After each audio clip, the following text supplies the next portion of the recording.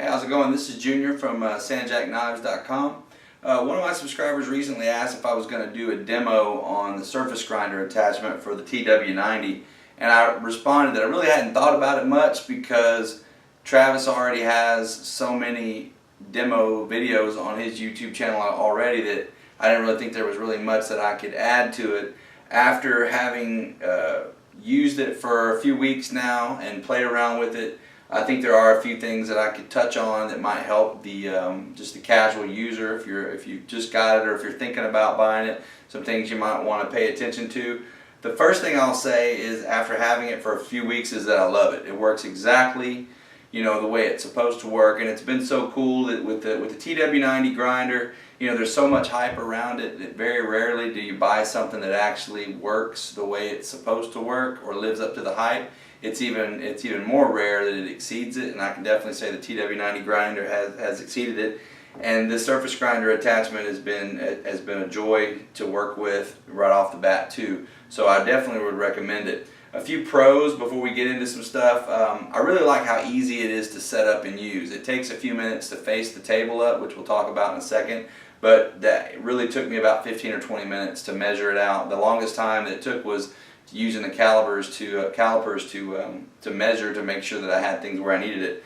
It's very, very accurate. For it, I can't imagine what it's like to work in you know, with a regular surface grinder and how easy those are to set up or use or whatever.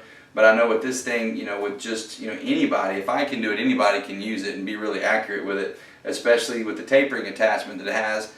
Setting up tapers and grinds and accurate, that's not an easy machining task at all, and this machine sets it up to where it's basically idiot proof. Anybody can do it. It's also is very efficient in terms of its cutting. You can take off more material than what you think, but you don't want to overdo it. But you can really grind through material a lot faster with this machine than you would think.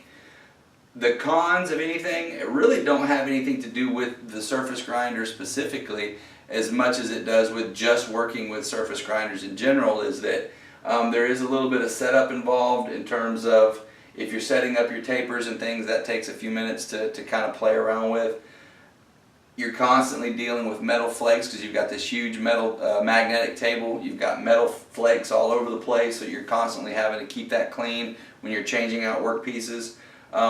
The other thing is if you're used to the TW-90 and how well it uses or how efficiently it uses belts, especially when you're using the contact wheel to do a lot of your hogging material, I can tell you that this 90 durometer serrated wheel will not be the case. You will blow through belts pretty quickly with this thing.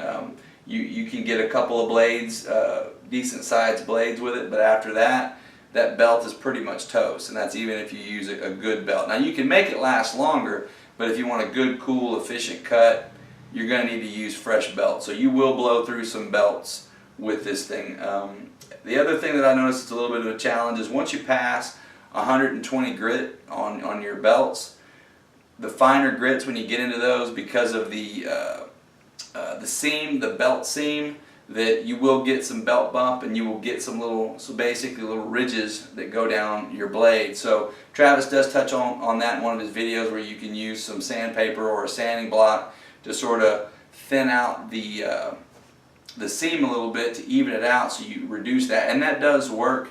But after talking to him, I think, you know, 120 is about as fine as I would want to go. And then you can maybe switch to a gator belt. He recommended gator belts like an A65 do a good job, and you don't get the same kind of belt bump that you would with say a 220 or a 320, something like that. So other than that, that's really all there is to it. I really enjoy the machine. So let me pull this off real quick, and I'll break it all down and show you some of the new things that it comes with, because it is a little different than some of the things that are on the videos that Travis already has posted. So alright, let's take this thing down. Okay, so these are all the components that come with it when you order the machine, or the attachment rather. I keep saying machine, but it's an attachment. With the exception of the dial indicator is an extra, which you can either buy one on your own, or you can buy it from Travis. and then a sign bar that he offers that you can get. These are extra. The dial indicator and the sign bar are extra, but everything else comes as you see it. So the first item here, this is the magnetic table that it comes with, and this is the standard order is I think a 9 3/4 inch table, but I recommend upgrading and getting the 13.5, or I think it is, or 13 1/4, something like that. It's a much longer table. You can do much longer work pieces that way. I recommend it. One thing I'll note is that on Travis's videos, you'll notice that when he's talking about facing the table, he comments that the magnetic table is coated with a black oxide, and that when you face the table, you remove that black oxide, and that's basically when the table is flat and true. But on the new upgraded version of this table, he no longer uses black oxide, but it's actually zinc plated. So if you're looking for the black oxide, when you get it, you will be thrown off because it's now zinc plated. One other thing that I forgot to mention that he does come with, you can't see it, but right here where my thumb is, he actually sends basically a small piece of steel. It's basically like a mechanical stop that you just slide in here that you can take out and move along your work table to set your work pieces off so you don't throw them off. You don't sling them off into the wall or something like that. So he actually does send one of those with it as well. The next piece, this is the component arm where the actual magnetic table slides along these rollers. This comes just as you see it, with the exception again of the dial indicator. And then obviously you've got I think it's a 5.5 inch by 2.5 90 durometer serrated wheel. Really hard. It really cuts metal with it good. No issues with it at all. I really like that because it's a little bit wider, you can track the belt up and down it a little bit so that you can get full use of your belt, and Travis talks all about that. One thing that I wasn't expecting is he's got a video where he talks about where he was working with integrals. I think it's called Working with Integrals, where he was mentioning that to use this table that way, you'll need to set up some different stops, mechanical stops, so that when you pull your work table through, it'll actually stop at a certain place so you don't overshoot your grind. And so I was thinking about that when I ordered it as to what I was going to do, and I had some ideas in mind, and luckily when I got the machine, actually Travis has already figured that out, and he sends these little stops here. And the way they work, if I set this table up here, once I've got the machine put together, this mechanical stop just slides onto the end like that, and you can adjust it up and down the length of the table, tighten it down with I guess your coarse adjustment here, and then you can fine tune it with this lock nut on the bottom, and you can adjust your stop in or out depending on the work piece that you're doing. So was not expecting those, and they work really, really well. I really enjoyed having those on there. Really make it nice. And you can put one on either side so you can stop on either direction. So let's take a second and I'll put this back on the unit and we'll take a look at it. Alright, so now I've got everything set up and on the grinder, and I've got one of the stops installed over here on the right, so you can see as I pull it through, it does provide a mechanical stop so that my work table doesn't completely come off. It's got the coarse adjustment that you can loosen here on the bottom and slide in and out, and Travis talks about all that. One thing that I noticed that it's hard to tell until you actually set everything up is how much space this is here. If you look over here to where the drive wheel is out to the end here where the handle adjustment is, this is probably 3.5 feet all the way out here. So there's a lot of, you can inadvertently put a lot of torque or pressure out here on this end and actually flex your machine around a little bit the way things are set up. It's not the most rigid setup. You got to be careful with it. Now when you're working with it and you're using it with normal use, but you want to be careful that you're not applying pressure on here, otherwise everything works fine. The only real learning curve is when you're pulling this table through, you want to be careful that, again, because of the way, how far this device is out from the main body of the machine, you can tweak this a little bit. Now, I'm not saying it's easy at all, but if you're,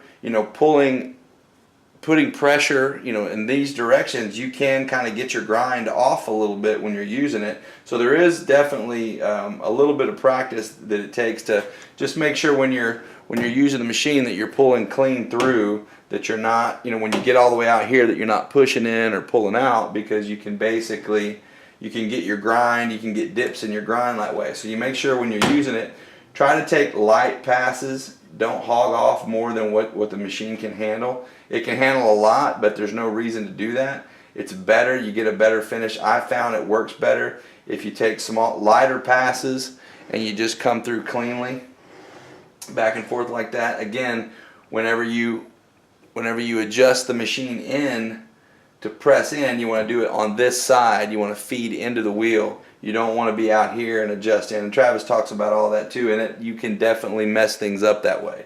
So it does take a little bit of practice to kind of get the rhythm down of when you come in here, make an adjustment in, and then pull through, and then make sure that you pull through cleanly. So other than that, that's basically the way it looks when it's all set up on the machine. I really enjoy working with it. The tapering attachment is very simple to use. You just adjust these two bolts here, these two nuts here, one here and one here, and these two dowel pins that are here, you'll use a feeler gauge to sit in between this to make your measurements. That's one thing you have to keep in mind, is the way this machine is set up with the tapering attachment, is that he mentions on his videos, is that you're making a taper that's set up over the course of the space of 6 inches. So if you use your feeler gauge and you measure 40 thousandths on these dowel pins, it's designed to take that 40 thousandths over 6 inches. So you'll have to factor that in if you're going to be tapering a tang or a tool piece that's less than 6 inches or greater than 6 inches. So you'll have to adjust that. So for example, if you've got a knife tang that's about 4.5 inches, and you set up a 40 thousandths taper, in order to get that full 40 thousandths taper, it's going to run past up into, say, your ricasso or your blade area, because it's going to go past the 4 inches. So you'll need to actually increase the thickness of the feeler gauge, or the shim. You have to increase the size of your shim to get a steeper angle over a shorter distance. So keep in mind, the tapering attachment is over 6 inches, and it works really well. I used it the first time. I didn't keep in mind the 6 inches, and I went past a little bit. Luckily, it was just a test piece. But on the subsequent items that I used, that I tapered, I kept that in mind, and I was able to get it right where I wanted it to be with no issues at all. So that's all I got, man. Really nothing to add to it. Just watch Travis's videos and make sure you face your table.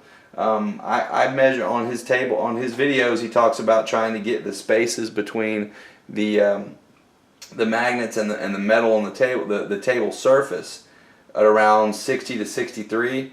I took mine down to about 65 to 67, and everything sticks fine. After talking with Travis, he stated that the 60 to 63 was in earlier models, when the magnets that he was using at that time were not as strong as the ones that he uses now. So it's not necessary to take your table down that far. Mine came, it was around 73 or 74 thousandths.